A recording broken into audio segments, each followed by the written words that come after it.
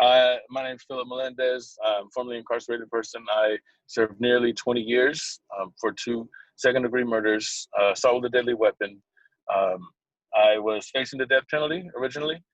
Then they chose not to seek the death penalty. I don't know why, but even to this day, I still wonder, like, what was it? A lot of people in my similar situations, similar backgrounds they still proceeded with the death penalty. But in my case, they chose to go for life without the possibility of parole. And from there, I stayed in the county, fought my case for 2.5 years, and ultimately ended up with a conviction of 2 second-degree murders and the assaults and the gun enhancements, and was sentenced to 32 years to life, plus another regular 11 years on top of that. And my earliest possible parole hearing date was going to be in the year 2032. But based on recent juvenile justice legislation that's been passing, we've seen a little wave of it in the past, I think 10 years, 7 years. And due to that legislation, I was afforded the opportunity it was Senate Bill 261, if you want to look up the bill. And I think it passed in 2015. And what it said is that based on the hallmarks of youth, I have the opportunity to have time knocked off my sentence and have special considerations for parole based on the hallmarks of youth. And those hallmarks were inability to see to the future, to think. I guess there's neuroscience behind it as well. And the prefrontal cortex is not developed from what I'm not a scientist, but prefrontal cortex not developed until the age of 25. And so based on that, we can't, escape the conditions of our environments often. We can't look at long-term consequences. I forget what the rest of the hallmarks are, but it's based on that type of neuroscience. And for me, it was a shock. When I first came in, there was nobody going home that were lifers. And I think in 2009, that finally started changing. And then, as I said, 7 years ago, the juvenile justice legislation changed. I came home. I went to the parole board, was found suitable at my initial hearing, and which is also rare. I don't know, I forget what we're going to talk about and cover, but one of the things that I always like to point out, I'm not reflective of what really happens. I'm a fluke. They actually called me Miracle Boy when I was at San Quentin. Like, how'd you do it? What did you do? Like, just based on my crimes, people with just one homicide case had been getting denied and denied and denied. And even, I think, at the time that I went, the grant rate for parole was 16%. Only 16% of people that went were found suitable for parole.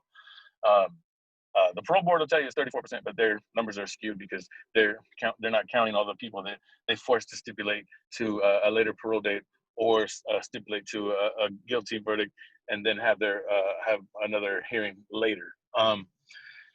So yeah, I was found suitable. After nearly 20 years, I was released in September of 2017. I just celebrated my 3-year freedom anniversary. I've been home working with Restore Justice, working with survivors of crime. I don't know if that's the background. I don't know if we're going to talk about what I do or just going to get to questions. So I'll just leave it up to you. I've been talking too long already. Well, thank you very much for that introduction. We'd love to hear more about what you do. We definitely have a little bit more time. So if you... Okay. Yes. Yeah. So while we were inside, we used to have symposia and banquets, and we would bring legislators, we would bring people who supported criminal justice reforms. This is Doggy. I got a big dog in the back seat as well. It's my friend's dog. So we would hold these events, and we would show people what we do, after violent crimes have occurred, the changes that we make, the lives that we still live afterwards, and that we're not just that one thing that we did. And after I saw survivors of crime come in and tell their stories, it broke me down to the point where, like, I felt like everybody who's incarcerated needs to, or especially who committed homicide, but even any crime really, to really understand the impacts of it, because that's really transformational in and of itself. And so after we did some of those symposiums, I switched it up and I said, we need to start bringing survivors of crime, because, you know, these conversations that we have, they're impactful for the folks inside because it really changes us. But then also, too, for the survivors, I noticed that they gained healing. They got questions answered. Some of them had unsolved cases and never had any kind of understanding of what and why and how. And, you know, for us, we were very ourselves to talk about the whys and what happened in our lives that led us to live these lifestyles that you know, brought great harm to the communities. And so I saw that and I was like really moved, because I thought of that as an opportunity for me to give back and live restoratively and do something for the community and do something for survivors of crime. You know, in my case, there's nothing that I can do. You know, I can't change things. But one thing that I learned about was living amends when I was inside, and that concept is something that I live out to this day. And living amends basically means, you know, if you can't make direct amends, or if you can't, you know, if there's you know, homicide and it's irreversible, then you basically live the rest of your life in honor of the people that you've taken the lives of. And you do that through your actions. You do that through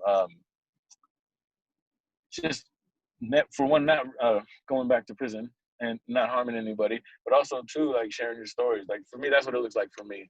And, you know, I share my story. I talk about, you know, all the intricacies of my childhood. You know, it's something that's painful, but at the same time, it's something that people, especially youth, can learn from.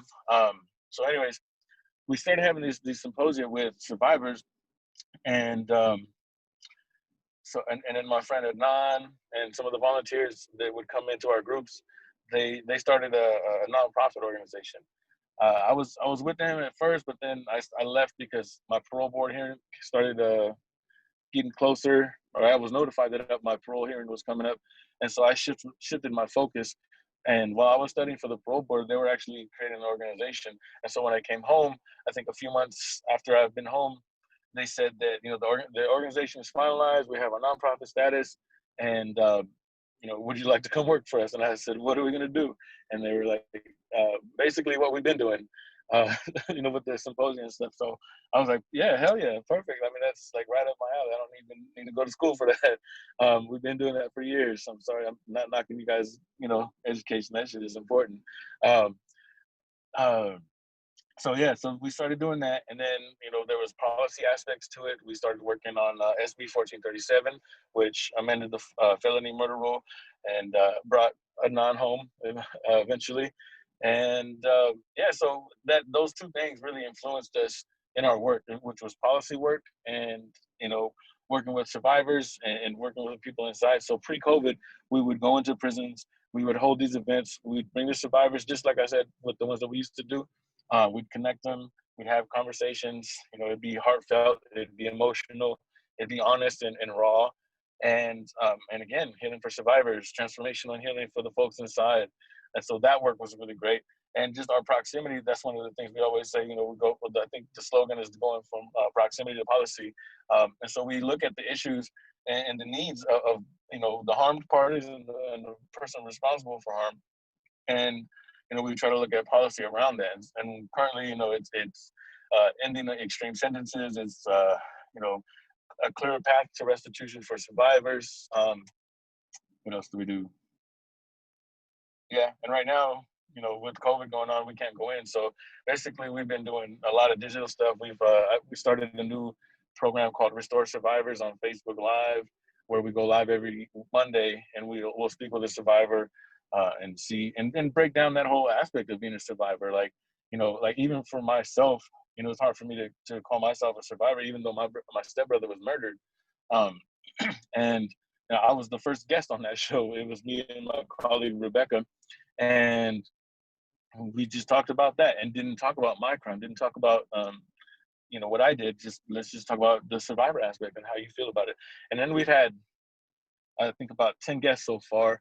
And then I've started my parole show also on Facebook Live, where I go live and break down the parole process for people to understand, so they can support their loved ones inside who are still struggling with the parole board.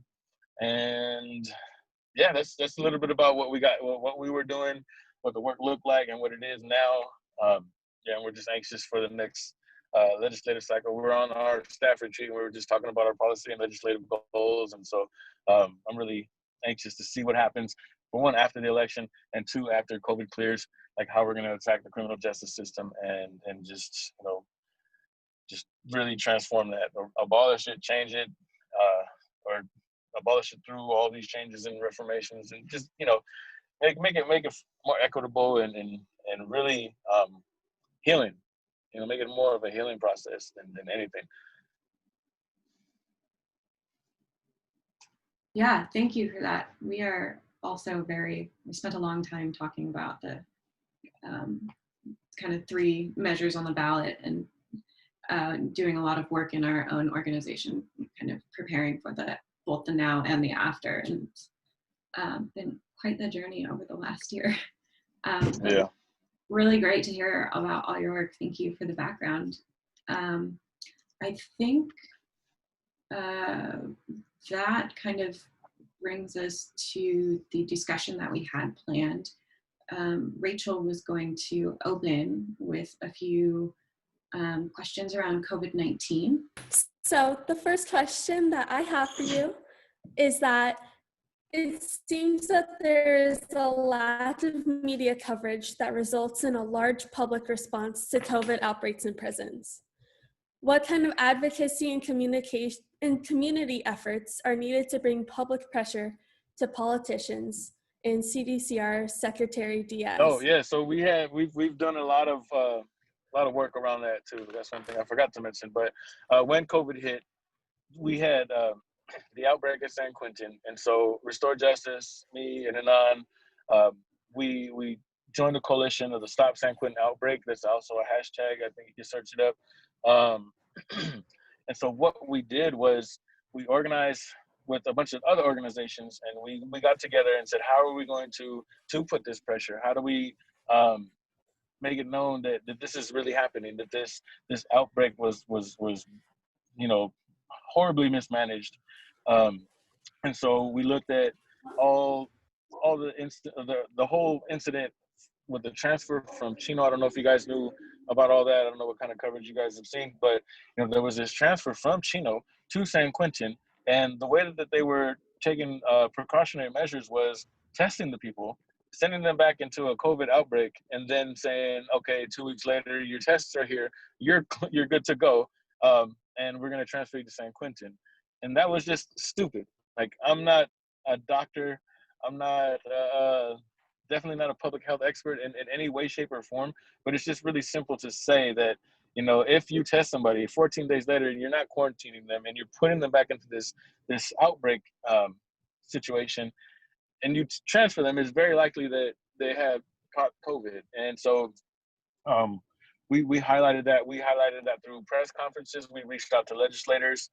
We had press conferences with legislators. We had town halls from Marin because San Quentin is located in the county of Marin.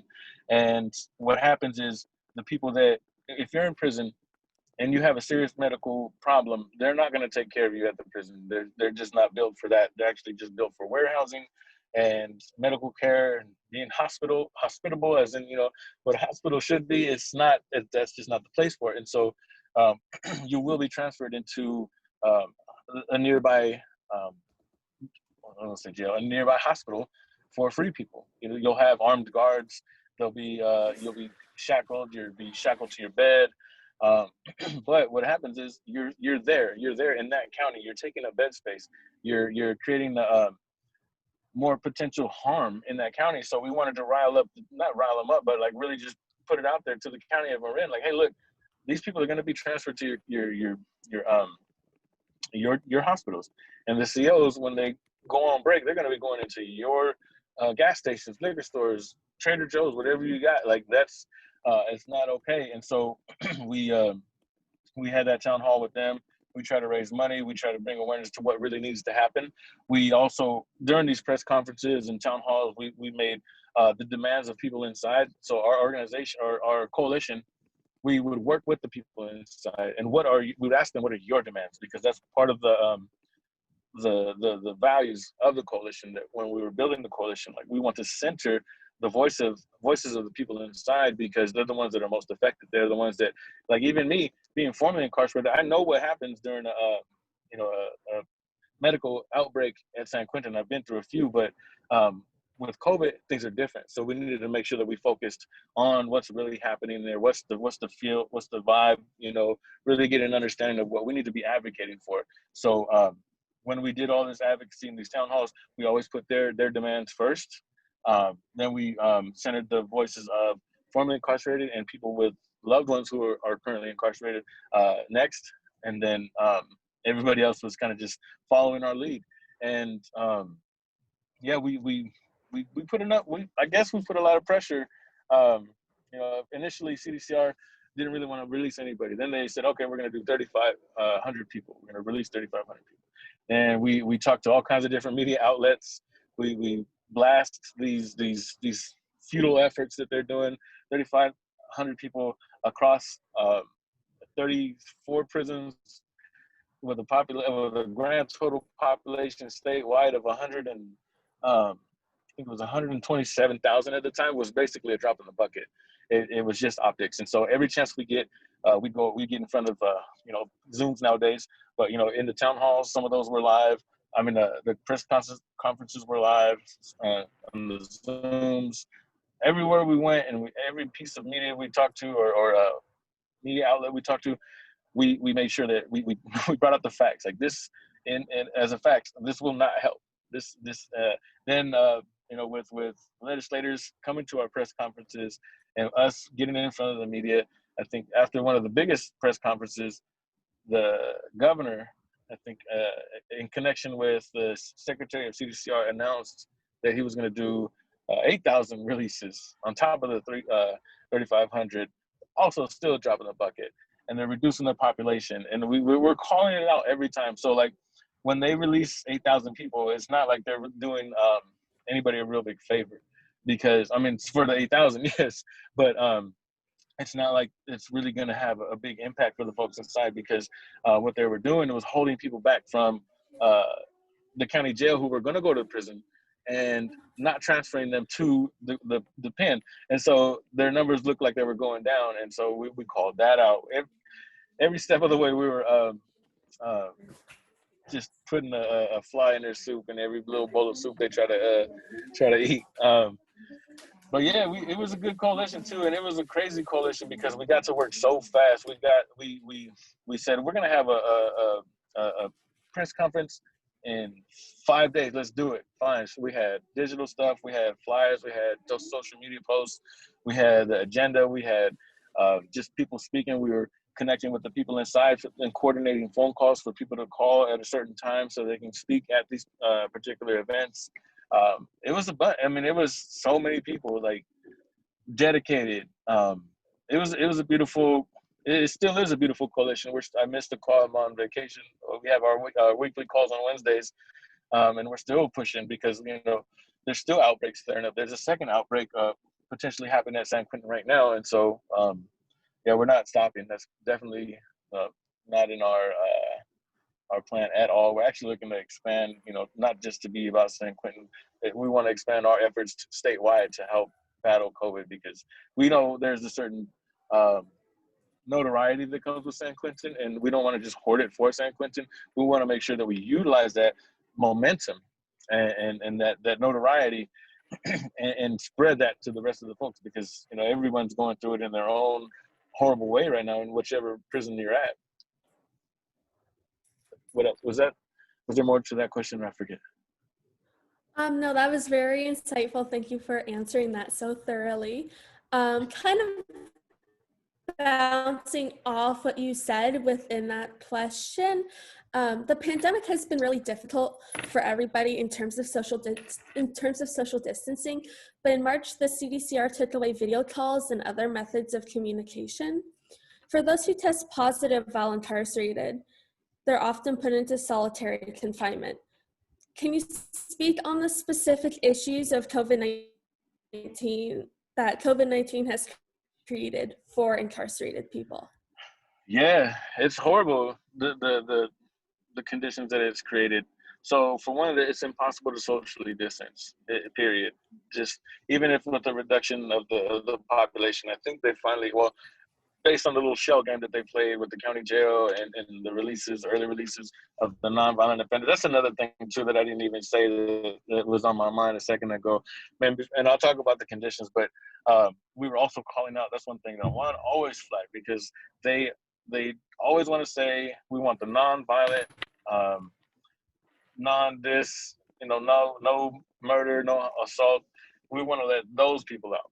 And what they're doing with that is they're making it, I guess this still goes into the conditions, they're making it to where the people inside are being looked at as deserving and non-deserving of freedom, when we all know, people who've committed horrible crimes are capable of change, transformation, and doing good in the community.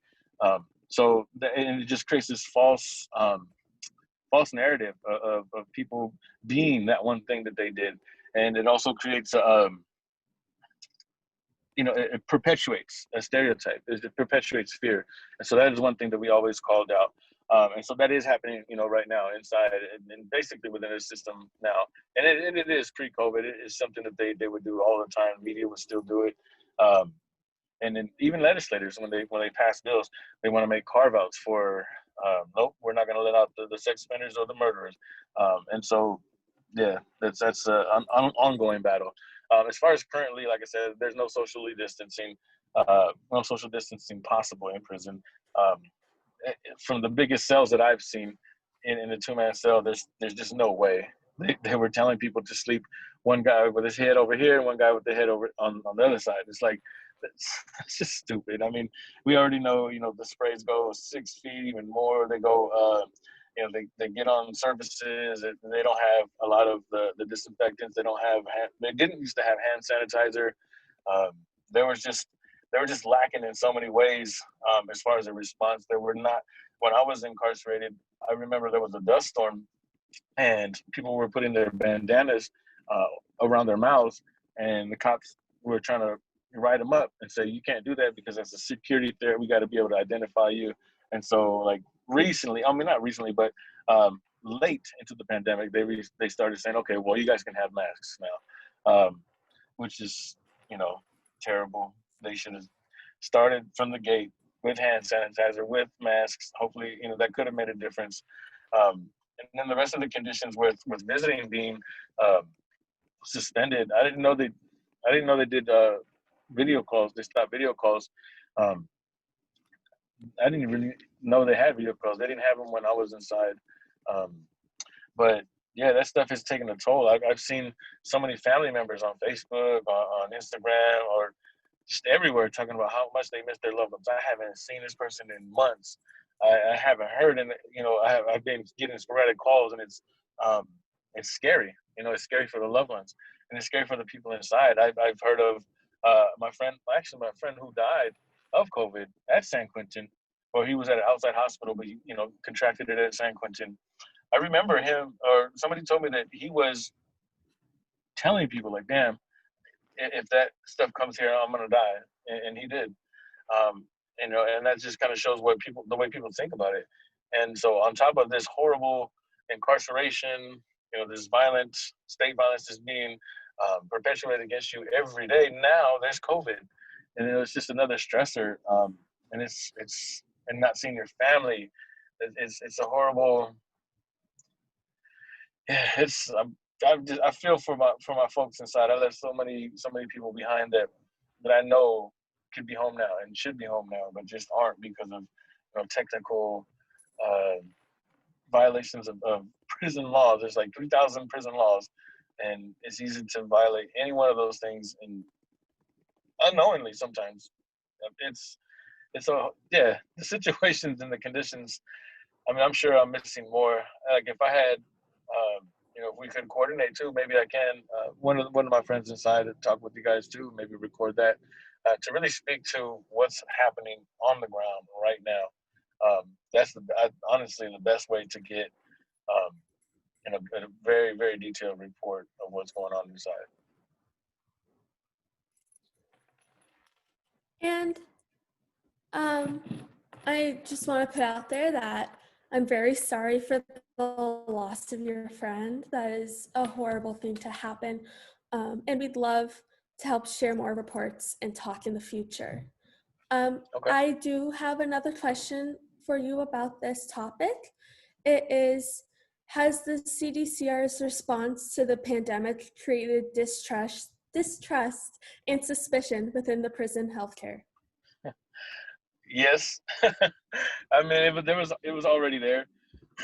And so, like, one thing that I can speak on for sure, that when I was there, the way that the staff are trained, and so if you're going to go work into a prison, you have to get a certain type of clearance to go into this prison, and that type of clearance entails you going through a course on how to deal with incarcerated people. And during this course, they tell you that we're the worst, that we're all liars, we're all gonna lie and try to manipulate you just to get whatever we want, anything out there from the street, escapes, um, anything. And that is, those sentiments are reflected in the way that the medical staff deal with this. Um, I've heard of people having arguments with nurses, and them throwing bedpans at people. Like, I'm not gonna do this. Like, same way that the COs treat you, like, screw you, you damn inmate, you know, you're less than us, and you're a monster, and we hate you, and it creates this horrible culture. So there was never really trust for the medical staff and the medical responses that they have for anything. And so when it came to COVID, there's been instances of nurses actually speaking out, though. And I'm not saying they're all bad and they all treated us horribly. I'm sure, a lot of them did their job and did it fairly. But and those type of people are the ones that were coming out and speaking, semi-publicly. Some of them talked to our coalition and didn't want to be named overtly, or out there, have their name out there as far as complaining. But they did used to tell us, like, hey, we're medical staff and we know how to do this, and this is not the way to do it. And they would be like, no, we're just going to do it. We have to adhere to the safety and security of the institution. That's what the CDCR always says. That's their excuse for doing horrible draconian punishments and just horrible treatment in general. And it's justified to them with those words, with the safety and the security of the institution in mind. And so there were definite conflicts between medical staff and the medical staff and the prison administration. So there was, the trust was never really there. And then it made people even more distrustful when you see people in line trying to get a COVID test, and you don't want to get your COVID test because the nurse doesn't change her gloves after dealing with another person, right? And it's like a basic, simple cross-contamination. Like I said, again, not a doctor, but I just know that, like, that's not okay. Like, you can't just touch, somebody, then touch another person, and just keep touching people. Like, you might have touched one COVID person, and if you did, after that, you're disinfecting people. And so people were complaining about that. Hey, I want to test, but can you change your gloves? And they would be like, no, I'm not going to change my gloves. It gets too much of a hassle. It's terrible. And there were some instances where, people were being forced to work with the medical staff and do cleaning of cells, and then not get showers afterwards. And if they refuse to do this work, they would get write-ups, and these write-ups can translate to parole denials. That's just more of the conditions I forgot, but also kind of connected to, the horrible ways that the medical people fail the people inside. Yeah, I can imagine why that would only escalate distrust, and it seems like there's a real lack of respect for health guidelines in people's health. And it's definitely a difficult position for incarcerated people. We wanted to talk more about media in prisons too.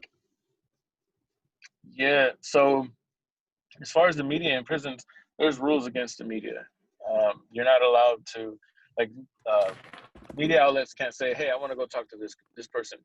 They have to be doing a story in a prison, and just so happen, that person pops up, and but that's how we used to arrange it and get around that. But like the rule is, you can't just say, "Hey, I want to come and do an interview with this person with this specific topic," and so there's just really not a lot of coverage. And then when COVID came, they just gave them more of an excuse to exclude journalists or any outside people. As I said, there's been no visits, there's been no outside volunteer programs coming into the prisons for months now, and so again, they were just kept out, and they've been kept out. And as we see horrible footage of police brutality out here, that's also not available inside either.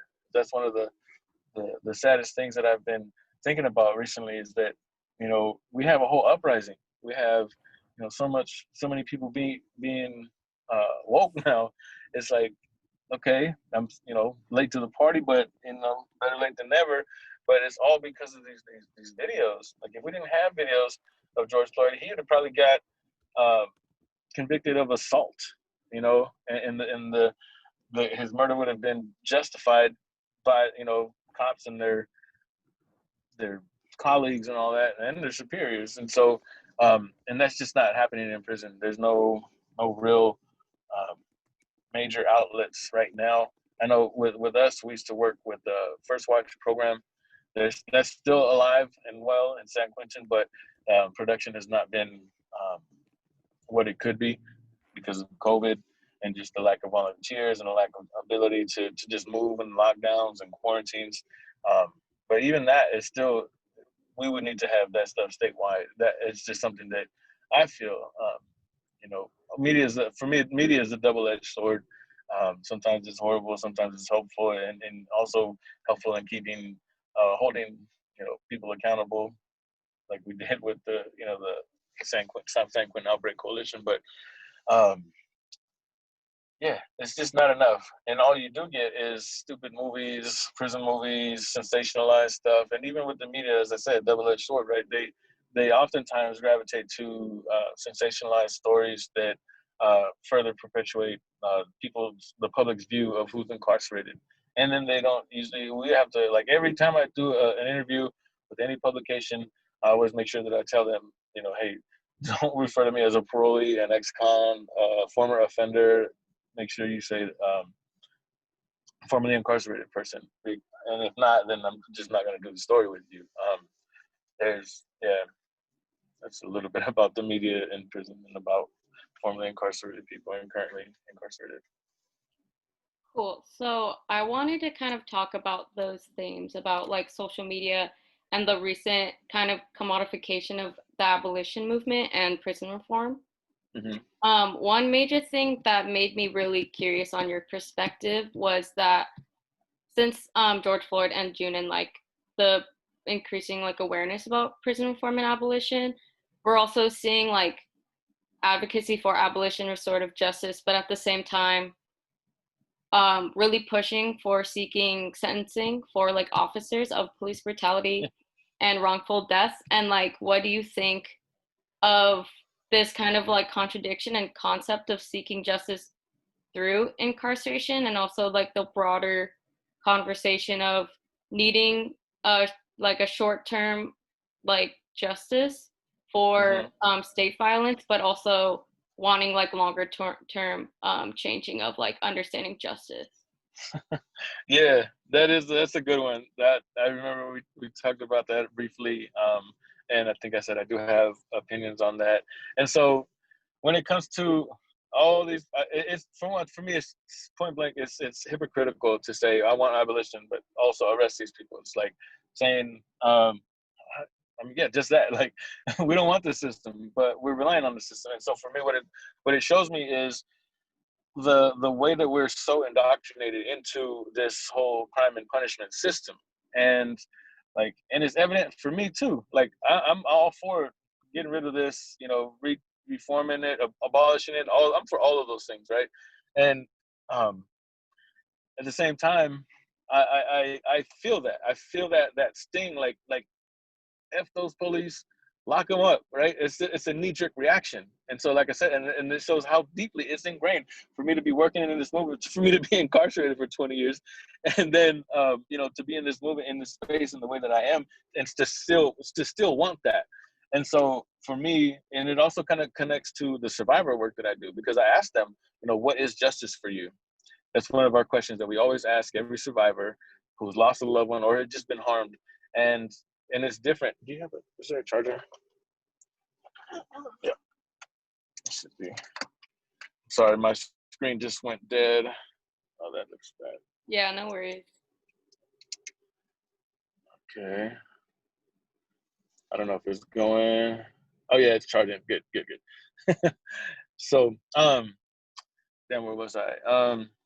Yeah, so all this time being in this space and just that knee-jerk reaction is there. So we asked the survivors, and it's like for them, justice looks like now though, looking at people who what happened to them and having them work on that, making sure that they never harm anybody again. And it doesn't look like harsh sentences. It doesn't look like the death penalty or life without or any life sentence. And so their views change. But they also say that if you would have asked me, the day of or the day after, I wanted death for that person. And so that's the other thing that makes me think that, okay, there's certain levels of grief, and that's what it is too. People are grieving when they see these people murdered in the streets, callously. There's that horrible anger and then there's the grief. So then you got to go through those stages, which is anger, and then bargaining and then finally, I don't know all the stages. I forget the stages, but I know the last one is acceptance. And so when you get to that point, then you can finally say, what I would really want for those officers. And it most likely would not be, that same knee-jerk reaction that anybody would have towards any type of violence.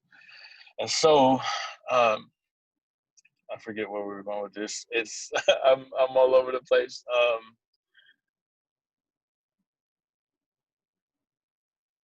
Yeah, I think for the people that do call for that, it's hypocritical, but it's a knee-jerk reaction, and it's something that we need to work on as a country, as a society, how we respond to this. Yeah, and I'm not saying be kind to these cops now. That's definitely not saying that either. Like not be mean to them or but defund them for sure.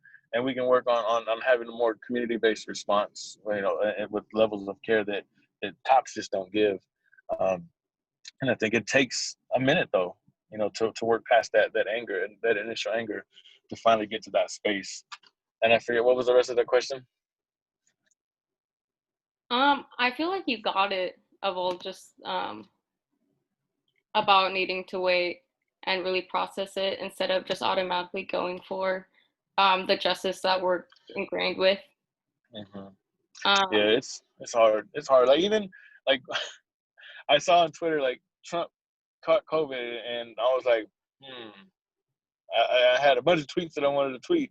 I saw people, giving condolences, and my tweet basically was just like, I'm really struggling with compassion right now, and that was just true. That's just my truth. And my colleague, commented, was like, she said, it's really hard to find compassion when harm is being currently imposed upon you. I was like, yeah, thank you. And somebody else was like, it's good that you can recognize that and you can combat that. That's also a good thing. And I was like, okay, good. But yeah, it kind of speaks to being harmed and having compassion for the person who's causing harm. And it's still it's hard. It's hard. And I went back and forth too. And sometimes it's like, okay, good, like that's what you get. Like there's that, you reap what you sow. Like there's that, and then it's not. To me, it wasn't that much in line with who I'm supposed to be, who I feel I am these days.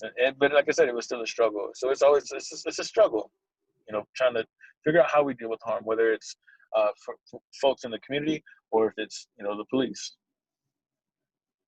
Yeah, we definitely feel that. Last summer, we hosted an abolition workshop to work through kind of situations where you want to call the cops and working through alternative methods you can take. And we kept ramping up the scenarios. And then especially with like the use of guns and stuff, and we could all like definitely feel like we don't know what else to do other than call the cops, and like kind of perpetuating that whole system. But bring to the next question that you kind of answered, but I was wondering if you could go more into the alternative methods of accountability that you practice with your organization. A little bit of like kind of more going through like what kind of justice, or like how you work on creating new terms of justice for people and also for formerly incarcerated people as well.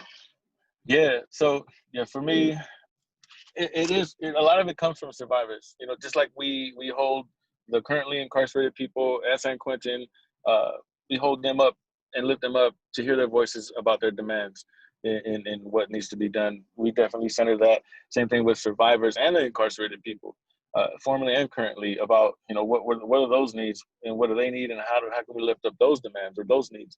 And so when it comes to survivors, what I've noticed is that what I was saying earlier about them wanting for us to change, wanting to feel safe. Those are the things that we focus on as far as, creating alternatives to justice, right? Then, if we're not working proactively against it, then we're just not, we're not doing enough, at least for the survivors, because that is a huge need of theirs, for them to feel safe and for them to understand that people are not going to do this again. And so that looks like formerly incarcerated people also meeting one of their needs to make amends, because that's a huge need for us. I know that's something that people don't really understand unless you've committed the crimes that we've committed. But when we get to understand the impacts and the pain and the shame and the guilt around it, we have a deep desire. I know I do. I know I'm supposed to use I statements, but like to give back and to never stop giving back. And so that translates to us coming home, or even still being inside and working with youth and sharing everything that we've learned on what brought us to this point in our lives to the youth, to where they can get it, they can really understand it, and we're the most credible messengers, because you can have a baseball coach, basketball coach, football coach, pastor, older mentor, but when it comes to people like us coming home and sharing our experiences, those kids' ears perk up. Even when we would bring them inside of San Quentin and we would mentor them for a day, like parents would get mad and say like, "Damn, you guys made more progress in this day than we've had with therapy for 2 years." And so and that's also just part of what needs to be done for justice, right?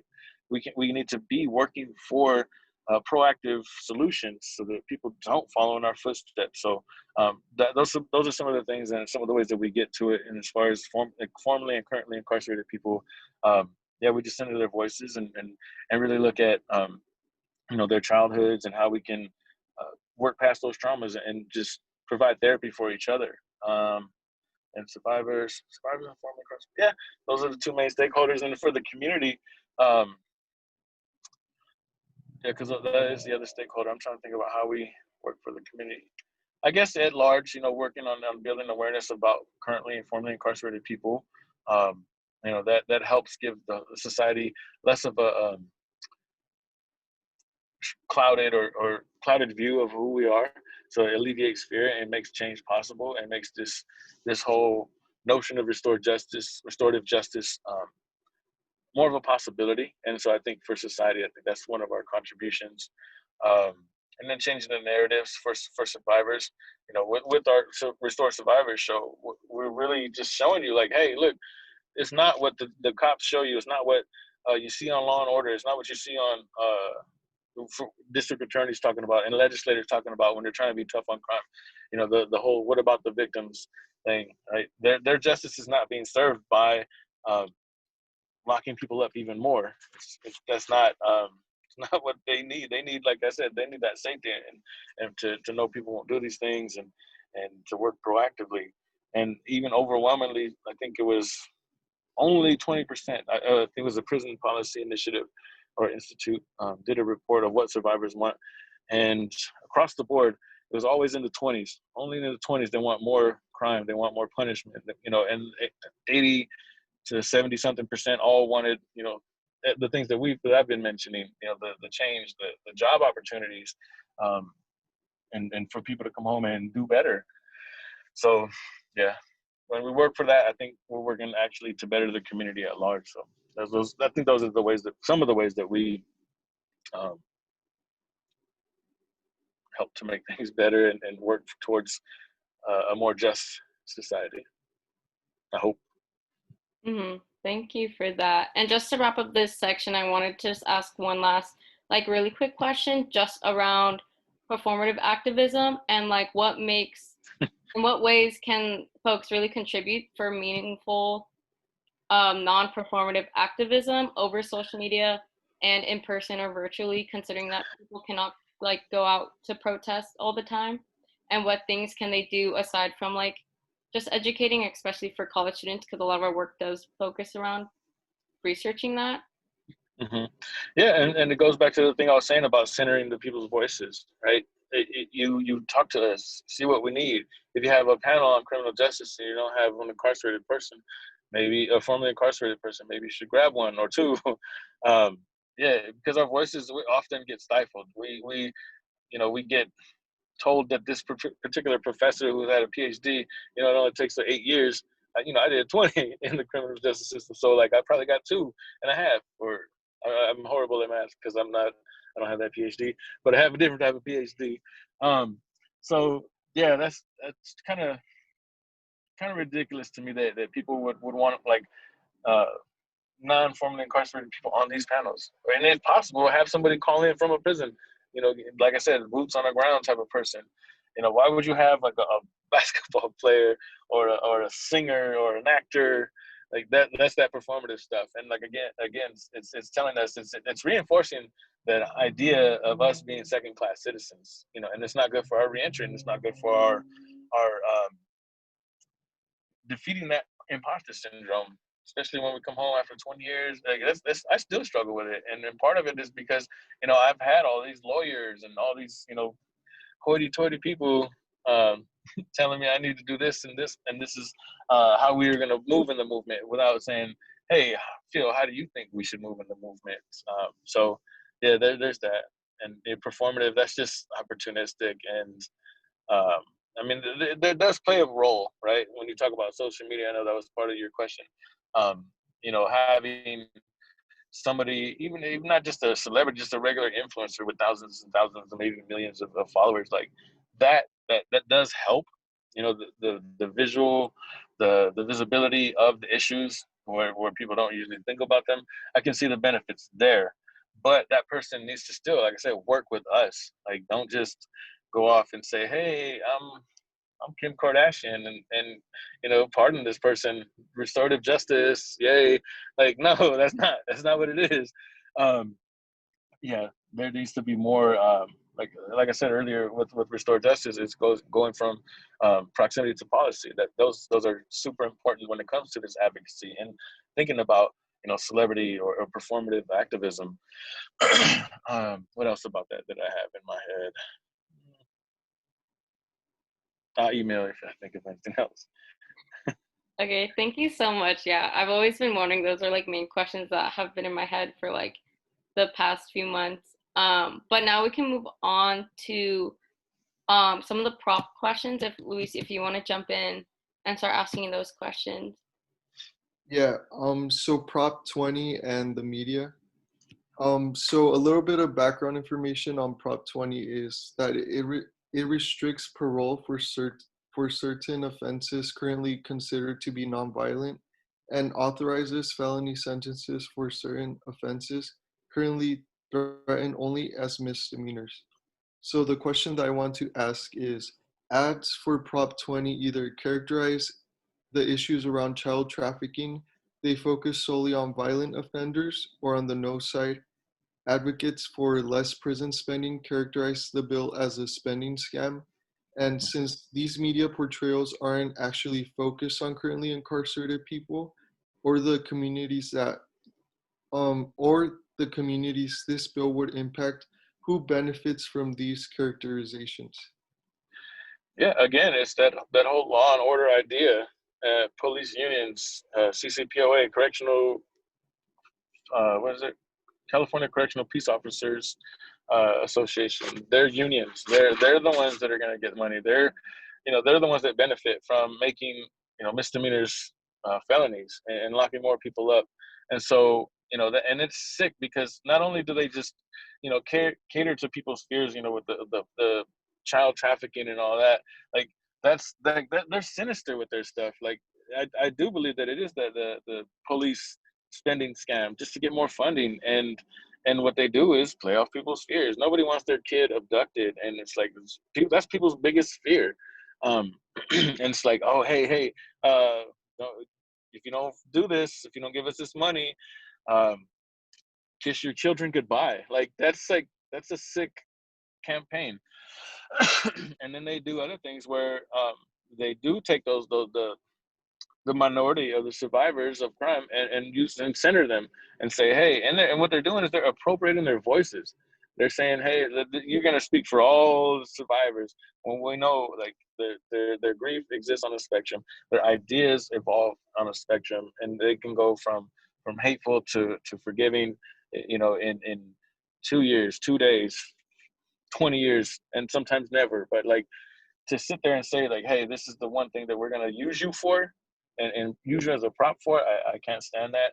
I have plenty of survivors that I work with, and not just for the interviews, but just, I have relationships with, part of my living amends, and I see what they want, and I see how their whole group is just being exploited by cops, who, we also know that don't really prevent crime. They just show up afterwards, and it's like, we want to give you more money for that so that you can show up after crimes are committed, and then kill, Black and brown people in the street. Like, I can't stand that bill. I can't stand who's behind it. I don't know if you know about Jim Cooper, the author of it, and he's a real piece of work if you want to do some studying on him. Yeah, I can't stand that bill. Please vote no. Thank you for that. That's really informative. Molly, do you have anything else to say? I don't think so. I want to not take up too much more of your afternoon, but I really appreciate you coming and sharing some of your experiences and your insights with us on this. I really enjoyed talking to you and hearing more about that. Mm-hmm. Awesome. And I will say, please vote yes on Prop 17. I don't know if I need to give you the whole spiel about voter suppression throughout the ages. But for people on parole like myself, paying taxes, doing good in the community, I am being taxed heavily, and I have no say-so in where those tax dollars go to, which legislators they're going to go to, which policies that are being enacted, where they're going to go. So it's just disenfranchisement. It's taxation without representation, and it's purest form, which they had a whole revolt over, or was one of the issues they had the revolt over. But like, but it's okay if it's people who've committed crime, because we're looked at as second-class citizens. And again, that's just another one of the ways that the racism is perpetuated. Like, I remember reading how people used to say Black people were only 3/5 of a man or a human. Like, and I've seen people make that same connection to, being on parole. Some Black folks that I know, they'll say like, yeah, they still trying to treat me at 3/5. At first I was like, wait, what? Oh yeah, I remember reading about that. Damn, that's for real. And for me to come home to be found suitable for parole, they scared of her. Oh yeah, to be found suitable for parole by people with largely law enforcement backgrounds, and to say I'm safe to be your neighbor, but I can't vote. It's like it sends another message. And like I said, I battle that imposter syndrome. I battle, reclaiming my personhood, and Prop 17 will go a long way towards that. And yeah, I wanted to add that if you haven't voted already. If you're so inclined to do so, since I can't, Prop 17 would help me have that opportunity to vote again. Yes, thank you very much. We will continue to share that as well with our community. Well, thank you so much for your time today. I hope you have a wonderful rest of your retreat. Yep, will do. It's my pleasure. It's good seeing you all. Good talking, great conversations. I appreciate the insightful questions, as I mentioned last time too. The performative advocacy, love it. Don't let these these I don't want to say fakers, these opportunists, influence the work in a negative way. So I appreciate that question. Thank you so much. All right, you guys have a good one, and be in touch. Bye. Bye. All right, bye. Yeah.